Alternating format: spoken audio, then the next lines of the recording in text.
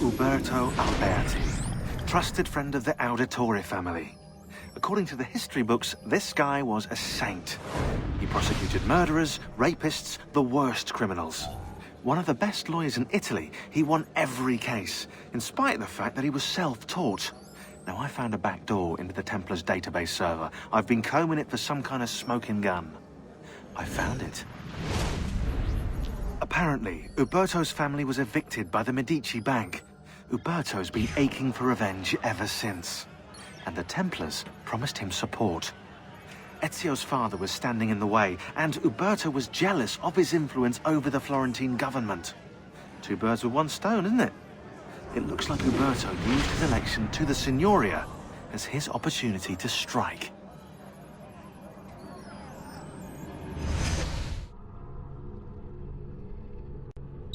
Vieri di Pazzi, the youngest member of the second most notorious Florentine banking family, this kid knew how to burn right through his father's money.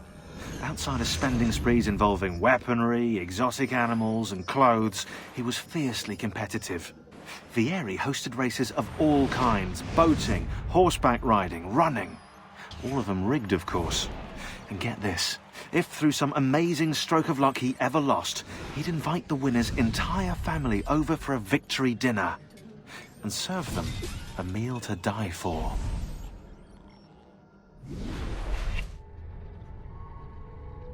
Francesco di Pazzi. Brought up as a noble in a city captivated by the newly rich Medici family, Francesco was taught to hate the middle class and its social climbers. Dismayed, he watched as the Medici Bank eclipsed his own, and centuries of influence over the Florentine government slipped away. It looks like the Spaniard offered him a solution. Rather than compete in something as dirty as banking, Francesco only had to do one thing for the Templars, one thing to put the middle class in their place for good. Kill the Medici. Giovanni Auditore tried to stop Francesco by putting him in jail, but the Templars took care of that. Jacopo di Pazzi, the money. This guy was the head of the Pazzi family, and he ran their banking business. An associate of Lorenzo de' Medici, he had nothing against him personally, so he hired 4 Templar hitmen to take care of the situation for him. Bernardo di Bandino Baroncelli. Brought up to hate the Medici family for the exile of his cousins, Baroncelli ran the numbers in the Pazzi Bank by day and murdered for the Templars at night. It was Baroncelli who delivered the first blow. Stefano de Bagnone. Known for his cruelty, Bagnone was trained in Rome as a Templar butcher. It was Bagnone who stabbed Lorenzo de' Medici in the back. Antonio Maffei. Witness to the sacking of Volterra by Florentine mercenaries, Maffei blamed Lorenzo. He joined the Templars to seek revenge. It was Maffei who slashed Lorenzo's neck. Archbishop Francesco Salviati. Convinced he would be the next Archbishop of Florence, Salviati was enraged when Lorenzo stood in his way. But the Templars were there to heal his wounds. It was Salviati who marched their troops into the city.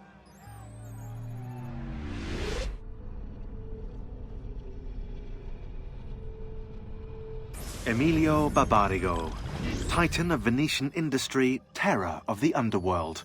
Aided by his powerful family, he cornered the market through smart business practices such as edging out the competition and lobbying the government. He funded the Venetian police force almost single-handedly, keeping the streets safe from crime and his finances tax-free. Emilio claims to be a supporter of the Republic. The problem is, once you own the police force, voting becomes, well, inefficient, as does, you know, opposition. Carlo Grimaldi. Emerging from his palace in Monaco with a craving for political power, Carlo quickly became a key guest at the tables of Venetian nobility, while his reputation for discretion earned him entrance into the back rooms. Here's how the old bastard ended up in the Council of Ten. While visiting the head of the council, Ignazio Contarini, Carlo ran into Ignazio's daughter. Desperate for help and aware of Carlo's trustworthy reputation, she confided in him. Her father had arranged her marriage, but she wanted to run away with the son of one of the servants. They'd been in love since they were children, and they planned to start a new life in Milan where they could be free of her father. Carlo suggested immediate action, an escape by ship that night. The two lovers followed his instructions, and as they climbed the gangplank, they were free.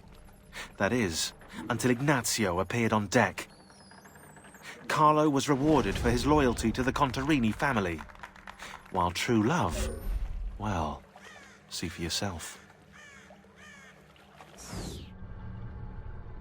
Marco Barbarigo. Although his brother Agostino was destined for greatness, Marco left his mark on Venetian history as well. A tyrant since he was barely old enough to walk, whatever Marco wanted, he got. There are records here for jewels, entire fleets of ships, all paid for by his family and all ordered directly from him. And then there's his personal life. Apparently, Marco's wife, Carlotta, used to be married to his bodyguard, Dante Moro. Dante was captain of the city guard and heir to one of the most prestigious families in Venezia. Marco was supposedly his close friend, right? But get this, Marco decides he wants Carlotta. In the Catholic religion, marriage is till death do us part, and Marco's a good Catholic. So, he hires a hit on Dante. Dante gets stabbed 3 times in the body and once in the head. But he doesn't die. He recovers with severe brain damage. Dante becomes like a child.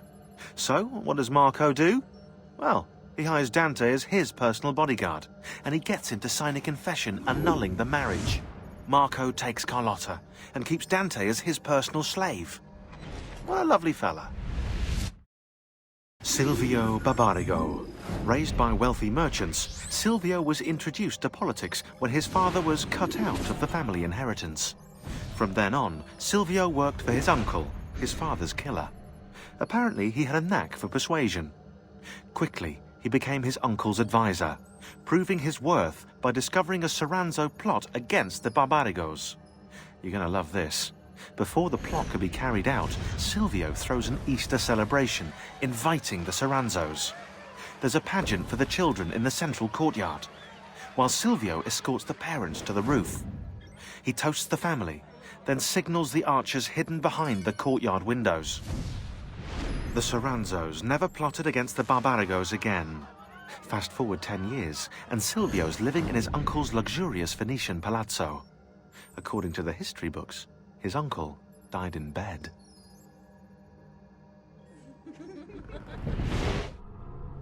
Rodrigo Borgia, aka the Spaniard.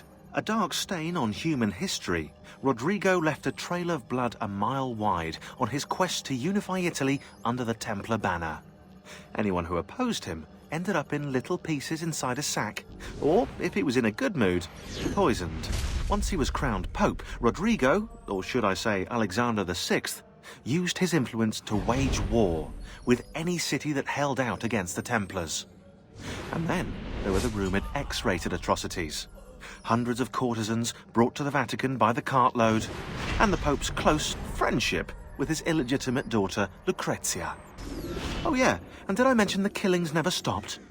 Throughout all his public debauchery, Rodrigo was quietly murdering his enemies behind the scenes, consolidating Templar power for the moment when they would seize control.